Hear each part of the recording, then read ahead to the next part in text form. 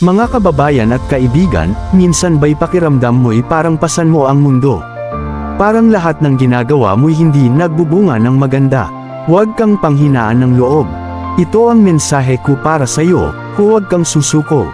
Isang araw, magpapasalamat ka sa sarili mo dahil hindi ka bumitaw. Sa bawat hakbang mo, may mga pagsubok at hamon. Ang buhay ay parang gulong, minsan nasa taas, minsan nasa ibaba. Ngunit tandaan mo, ang mga hamon na ito ang nagpapalakas sa atin. Ang bawat pagbangon mula sa pagkakadapa ay isang hakbang patungo sa tagumpay. Sa bawat pawis at luha na ibinubuhos mo ngayon, may kapalit na kaligayahan at tagumpay sa hinaharap. Isipin mo ang mga taong nagtagumpay sa kabila ng matinding pagsubok.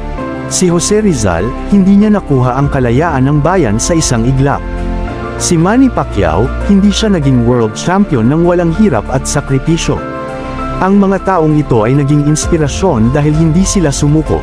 Pinilit nilang magpatuloy kahit na mahirap, kahit na masakit. Ikaw din, may potensyal ka na maging matagumpay. Ang kailangan mo lang ay tiwala sa sarili at pananalig na kaya mo. Ang iyong pangarap ay hindi imposible. Ang bawat pagkatalo ay hakbang patungo sa tagumpay. Huwag mong hayaan ang takot at pagdududa na pigilan ka. Magpatuloy ka lang. Ang bawat araw ay bagong pagkakataon para magtagumpay.